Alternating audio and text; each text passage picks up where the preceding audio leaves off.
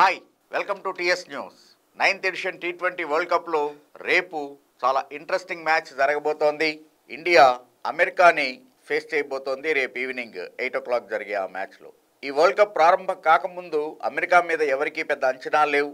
ఏదో ఆతిథ్య జట్టు ఆ హోదాలో బరిలో దిగుతోంది అనేటువంటి పరిస్థితి నుంచి ఒక్కసారిగా లైమ్ లైట్లోకి రావటమే కాదు, సూపర్ 8కి అర్హత సాధించేటువంటి విధంగా తను ఆడినటువంటి 2 మ్యాచ్ల్ని గెలుచుకోవటం, అందులోనూ పాకిస్తాన్ మీద అద్భుతమైనటువంటి బ్యాటింగ్ ప్రదర్శన చేసి 160 టార్గెట్ని చేస్తూ 159 దగ్గర ఫర్ 3 వికెట్స్ ఆగటం, సూపర్ ఓవర్కి వెళ్ళటం, సూపర్ ఓవర్లో 5 runs తోటి గెలవటం అమెరికా. సో ఆ మ్యాచ్ తర్వాత అందరి చూపు కూడా ఖచ్చితంగానే యుఎస్ఏ టీం మీద పడింది. ఏదో వరల్డ్ కప్ని హోస్ట్ చేస్తున్నాం కాబట్టి మనకి ఎంట్రీ లభించింది అనేటువంటి ఇది కాకుండా వచ్చినటువంటి అవకాశాన్ని 2 చేతులా ఒడిసి పట్టుకోవాలి అనే ఉద్దేశంతో చాలా పట్టుదలగా ప్రాక్టీస్ చేసి బరిలో దిగినటువంటి టీం యుఎస్ఏ. కోర్స్ అమెరికా అన్న వెంటనే ప్రొఫెషనలిజానికి మారుపేరు, అది కనబడుతూనే ఉంటుంది మిగిలినటువంటి ఆటల్లో, ఫుట్బాల్ కావచ్చు లేకపోతే కనుక బేస్బాల్ వీటిల్లో. కానీ క్రికెట్లో కూడా వాళ్ళ యొక్క మార్కుని చూపించగలిగారు. అమెరికన్ టీంలో ఉన్నటువంటి పెద్ద అడ్వాంటేజ్ ఏంటంటే వాళ్ళకి ఆల్రౌండర్లు చాలా ఎక్కువగా ఉండటం. దాంతో ఎవరైనా ఒకళ్ళు అటు ఒకవేళ బ్యాటింగ్లో ఫెయిల్ అయినా లేకపోతే బౌలింగ్లో ఫెయిల్ అయినా కూడా మిగిలిన వాళ్ళు సపోర్టివ్ రోల్ పోషించడం అమెరికన్ టీంకు ఉన్నటువంటి గొప్ప అడ్వాంటేజ్గా చెప్పుకోవచ్చు. కోర్స్ కెనడాతోటి జరిగినటువంటి మ్యాచ్, అది కూడా ఏకంగా కెనడా 194 runs సాధిస్తే వీళ్ళు కూడా 195 చేసి గెలిచారు. సరే, కెనడా టీం కదా అని పక్కన పెట్టినా కూడా పాకిస్తాన్ టీం డెఫినెట్గా one of the best bowling attacks ఉన్నటువంటి టీం అది. అలాంటి టీం మీద కూడా గెలవటం అనేటువంటిది నిజంగా వండర్. సో ఈ క్రమంలో ఇండియా కోర్స్ టేబుల్లో టాప్లో ఉంది. ఆడినటువంటి 2 మ్యాచ్లు గెలిచింది. 4 points తోటి, బెటర్ నెట్ రన్ రేట్ తోటి టేబుల్ టాపర్గా ఉంటే సెకండ్ పొజిషన్లో అమెరికా ఉంది. ఒకవేళ కనుక అమెరికా పాకిస్తాన్ని షాక్ ఇచ్చినట్టుగా ఇండియా కూడా షాక్ ఇస్తుందేమో అనేటువంటి భయం ఇండియన్ ఫ్యాన్స్లో కూడా లోపల ఎక్కడో మిణుకుమంటూ ఉంది. బట్ ఇండియన్ టీం యొక్క ఎక్స్పీరియన్స్, ప్లేయర్స్ ఉన్నటువంటి ఫామ్, వీటన్నిటిని దృష్టిలో పెట్టుకుంటే that's no doubt clear cut winner India అనే చెప్పచ్చు. ఎందుకంటే 2021 నుంచి మనం గమనిస్తే కనుక న్యాచురల్గానే 1 to 7 batsmen minimum 100 balls face చేసినటువంటి దాంట్లో చూస్తే కనుక ఖచ్చితంగా 130 స్ట్రైక్ రేట్, 25+ మినిమం స్కోర్ చేయగలిగినటువంటి బ్యాట్స్మెన్ మిగిలినటువంటి కంట్రీస్తో పోల్చుకుంటే ఇండియన్ టీంలో ఏకంగా 10 మంది ఉండటం. అలాగనే 150+ స్ట్రైక్ రేట్, ఏ క్యామీ ఇన్నింగ్స్ మినిమం 15+ రన్స్ స్కోర్ చేయగలిగినటువంటి, క్విక్ ఫైర్ చేయగలిగినటువంటి ఆటగాళ్ళు 9 మంది ఉండటం. సో ఈ రకంగా మిగిలినటువంటి కంట్రీస్తో పోల్చుకుంటే బ్యాటింగ్ డెప్త్ ఎంత ఉంది, స్ట్రైక్ రేట్ ఇండియాకి ఎంత ఉంది అనేటువంటిది స్పష్టంగా తెలుస్తోంది. కాబట్టి ఇండియా గ్యారంటీగానే మ్యాచ్ విన్నర్ ఇండియానే అని చెప్పొచ్చు. కానీ అమెరికన్ టీంని కొట్టిపడేసేటువంటి పరిస్థితి లేదు. ఒకసారి అమెరికా టీంని కనుక గమనించినట్లయితే వాళ్ళ captain and wicket keeper Monank Patel డెఫినెట్గా నెంబర్ 1 to సే. ఎందుకంటే పాకిస్తాన్తో జరిగిన మ్యాచ్లో కూడా వెరీ వాల్యుబుల్ హాఫ్ సెంచరీ సాధించాడు, 50 runs హీ స్కోర్డ్. అలాగనే ఈవెన్ ఆరన్ జోన్స్, అలాగనే Andres goose, very good top order batsmen. ఆ తర్వాత న్యూజిలాండ్కి చెందినటువంటి కోరీ అండర్సన్ ఒకప్పుడు ఇండియా మీద జరిగినటువంటి మ్యాచ్లో తన ధనాధన్ ఇన్నింగ్స్ తోటి ఒక్కసారిగా వార్తల్లోకినటువంటి కోరీ అండర్సన్ ఆ తర్వాత అమెరికాకి వలస వెళ్ళిపోవటం, అక్కడ సిటిజన్షిప్ సాధించడం, అమెరికన్ టీంలో ఉండటం. ఒక సీనియర్ ఆటగాడు. ఏ రకంగా అయితే శ్రీలంక విషయంలో యాంజెలో మాథ్యూస్ని చెప్పుకుంటూ ఉంటామో, కోరీ Anderson is like that for America. అలాగనే అలీ ఖాన్ కండిషన్స్ను ఉపయోగించుకుంటూ అద్భుతంగా బౌలింగ్ చేయగలిగినటువంటి అలీ ఖాన్ ఉన్నాడు.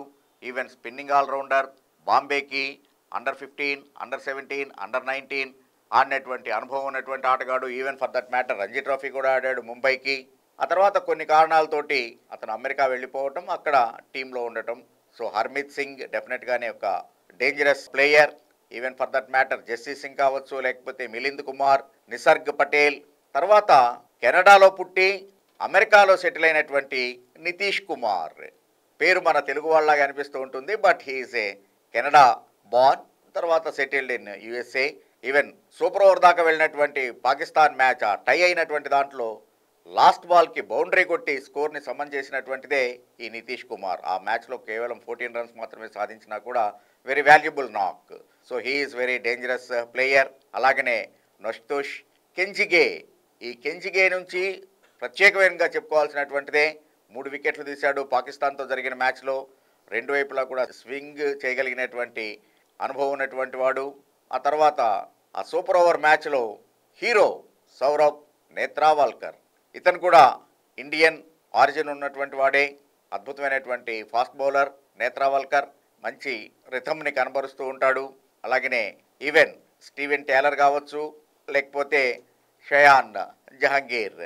సో వీళ్ళు కూడా చాలా డేంజరస్ ప్లేయర్లే. ఓవరాల్గా చూస్తే కనుక స్పిన్నింగ్ ఆల్రౌండర్లతో ఎక్కువగా ఉన్నటువంటి టీం. డ్రాప్ ఇన్ పిచ్చెస్ చూస్తూనే ఉన్నాం మనం. స్పిన్నర్లకు కూడా చాలా చక్కగా హెల్ప్ చేస్తూ ఉంటుంది. ఈవెన్ పాకిస్తాన్తో జరిగినటువంటి మ్యాచ్లో హర్షల్ పటేల్ అద్భుతమైనటువంటి ఆర్మర్ తోటి ఏ రకంగా మనకి వికెట్ని అందించాడు. సో ఆ రకంగా left arm spinners and leg break బౌలర్లు ఉన్నటువంటి యుఎస్ఏని తక్కువ చేసేటువంటి పరిస్థితి లేదు. అలాగనే ఆరన్ జోన్స్ కావచ్చు, లేకపోతే మొమిన్ పటేల్ లాంటి బ్యాట్స్మెన్ కూడా వాళ్ళకి plus point. Even for that matter Andries Gous also can bat very well. Of course middle ఆర్డర్లో నెంబర్ 7 ఆర్ నెంబర్ 8లో కూడా కోరీ ఆండర్సన్ బాగా బ్యాటింగ్ చేయగలిగినటువంటి వాడే. ఇంకా ఇండియా విషయానికి వస్తే అఫ్ కోర్స్ టీం విషయంలో పెద్ద ఇబ్బంది లేదు. నా ఉద్దేశం అయితే కనుక బహుశా అటు మొదటి 2 మ్యాచ్లు ఆడినటువంటి టీంనే కొనసాగించే అవకాశం ఉంది ఇండియా ప్లేయింగ్ 11. ఎందుకంటే ఇప్పటికీ కూడా ఇండియా సేఫ్ సైడ్లో ఉన్నట్టుగా ఒకవైపు కనబడుతూ ఉంది. కానీ రెండో వైపు ఒక రకమైనటువంటి డేంజర్ జోన్లో ఉందేమో అనేటువంటి అనుమానం కూడా కలుగుతూ ఉంటుంది. ఎందుకంటే ఇండియా ఇంకా 2 మ్యాచ్లు ఆడాలి. ఆ 2కి అందులో అమెరికాతోటి కొంచెం స్ట్రాంగర్ సైడ్, ఆ తర్వాత అఫ్కోర్స్ కెనడా. కానీ క్రికెట్లో ఒక్కొక్కసారి అద్భుతాలు జరుగుతూ ఉంటాయి. ఏ రకంగా అయితే వరల్డ్ కప్లో కెన్యా పెద్ద టీములకి షాక్ ఇచ్చిందో, ఈవెన్ ఫర్ దట్ మ్యాటర్ బుడిబుడి అడుగులు వేస్తున్నటువంటి సమయంలోనే బంగ్లాదేశ్ ఇండియాకి ఏ రకమైనటువంటి షాక్ ఇచ్చింది. Even Netherlands South Africa knockout అయిపోవటానికి లాస్ట్ ఎడిషన్లో ఏ రకమైనటువంటి ప్రదర్శన చేసింది. ఇవన్నీ మనకి గుర్తున్నటువంటివి. సో అందుకని దేన్ని తక్కువ తీసుకునే అవకాశం లేదు. కాబట్టి ఖచ్చితంగా రేపటి మ్యాచ్నే గెలిచి రైట్ రాయల్గా సూపర్ 8కి వెళ్ళాలి అని ఇండియా ఆలోచిస్తూ ఉంటుంది. ఆ తర్వాత 4th మ్యాచ్ కెనడాతో జరిగే దాంట్లో రిజర్వ్కి అవకాశాలు ఇచ్చి వాళ్ళని కూడా వాళ్ళ ఫామ్ని టెస్ట్ చేసే అవకాశం ఉంటుంది. కానీ రేపు మాత్రం ఎటువంటి చేంజెస్ ఉండే అవకాశం లేదు. Bumrah is in super form. 2 మ్యాచ్ల్లోనూ ప్లేయర్ ఆఫ్ ది మ్యాచ్ అవార్డులు. పర్టికులర్గా పాకిస్తాన్తో జరిగిన మ్యాచ్లో అయితే కనుక కేవలం 14 రన్స్ ఇచ్చి 3 వికెట్స్ తీసుకోవటం. Even for that matter Siraj is in good nick. అలాగనే Harshdeep Singh is there, variation left arm pacer. తర్వాత కోహ్లీ సహజంగా వరల్డ్ కప్ అంటే మంచి రికార్డు ఉన్నటువంటి కోహ్లీ ఫామే కొద్దిగా ఇబ్బంది పెడుతోంది. మొదటి 2 మ్యాచ్ల్లో కూడా అతను ఫెయిల్ అయ్యాడు. ఈవెన్ ఐర్లాండ్తో జరిగిన మ్యాచ్లో కూడా కేవలం 1 రన్ మాత్రమే చేసి అవుట్ అవటం ఆశ్చర్యం కలిగిస్తోంది. సో కోహ్లీ కనుక ఫామ్ అందుకునేట్లయితే సూపర్ 8లో ఇండియాకి మరింత సులువుగా ఉంటుంది. రోహిత్ శర్మ కూడా అనవసరంగా తన వికెట్ని అప్పజెప్పాడు పాకిస్తాన్తో జరిగినటువంటి మ్యాచ్లో. అంతకుముందే ఒక అద్భుతమైనటువంటి ఫ్లిక్ షాట్ తోటి, ఆ flick is definitely any number of times wish to see. అలాంటి షాట్ ఆడి ఓవర్ స్క్వేర్ లెగ్ 6 సాధించినటువంటిది. అదే బౌలర్కి మరొకసారి అదే రకమైనటువంటి షాట్ని ప్రయత్నం చేసి డీప్ స్క్వేర్ లెగ్లో వికెట్ ఇవ్వటం అనేటువంటిది. సో షార్ట్ సెలక్షన్లో రోహిత్ శర్మ జాగ్రత్తగా ఉండాలి అనేది అర్థమవుతోంది. 15 months ఇంజురీ తర్వాత తిరిగి మైదానంలో దిగినటువంటి రిషబ్ పంత్ ఐపీఎల్లోనే తన ఫామ్ని చూపించాడు. మరొకసారి 2 మ్యాచ్ల్లోనూ కూడా కీలకమైనటువంటి ఇన్నింగ్స్ ఆడాడు. ఫస్ట్ 2 మ్యాచ్ల్లో whether it is Ireland or even for that matter పాకిస్తాన్తో జరిగినటువంటి మ్యాచ్లో కూడా హైయెస్ట్ స్కోర్ రిషబ్ పంతే. కాబట్టి మరొకసారి నెంబర్ 3లో అతను వాల్యుబుల్ నాక్ ఆడాల్సినటువంటి అవసరం ఉంది. ఇకపోతే వర్రీడ్ ఫ్యాక్టర్ ఏంటి అంటే ఖచ్చితంగానే సూర్యకుమార్ యాదవ్ అండ్ శివం దుబే ఎప్పుడైతే ఇండియన్ టీంకి సెలెక్ట్ అయ్యాడు అని తెలిసిన తర్వాత ఈవెన్ ఐపీఎల్లో గోల్డెన్ డక్ని సాధించాడు. మరి అది ఓవర్ కాన్ఫిడెన్సా, లేకపోతే ఎలాగూ నేను అనుకున్నటువంటి స్థాయికి చేరాను కదా అనేటువంటి ఒక నెగ్లిజెన్స్ అర్థం కాదు. కానీ శివం దుబే దాని నుంచి బయటపడాల్సినటువంటి అవసరం ఉంది. ఎందుకంటే రానున్నటువంటి సూపర్ 8 మ్యాచెస్ కోసమని. ఆ తర్వాత హార్దిక్ పాండ్యా ఆఫ్ కోర్స్ బ్యాట్స్మెన్గా కన్నా కూడా బౌలర్గా చాలా చక్కగా రాణిస్తూ ఉన్నాడు. ఫస్ట్ మ్యాచ్ 3 వికెట్స్ తీశాడు. ఈవెన్ పాకిస్తాన్ తోటి కీలకమైనటువంటి 2 వికెట్స్. జడేజా ఫామ్ ఖచ్చితంగానే ఇబ్బంది పెడుతూ ఉంది. జడేజా 2022 వరల్డ్ కప్ని మినహాయిస్తే కనుక 2009 నుంచి ఆల్ T20 మ్యాచెస్ ఆడుతూ ఉన్నాడు. కానీ బ్యాట్స్మెన్గా అతను పెద్ద ప్రూవ్ చేసుకున్నటువంటిది ఏం లేదు. 99 balls ఓవరాల్గా ఫేస్ చేస్తే he scored only 95 runs. Even last match Pakistan తోటి క్రూషియల్ స్టేజ్, అప్పుడే రిషబ్ పంత్ అవుట్ అయినటువంటి తరుణంలో ఒక ఎండ్లో నిలబడి ఆడాల్సినటువంటిది ఫస్ట్ బాల్కే సునాయాసమైనటువంటి క్యాచింగ్ ప్రాక్టీస్ చేయించి పాకిస్తాన్కి అవుట్ అయ్యాడు. సో జడేజా తన రెస్పాన్సిబిలిటీని గుర్తించి ఫామ్లోకి రావాల్సినటువంటి అవసరం ఉంది. మిగిలినటువంటిది course Axar Patel is in good form.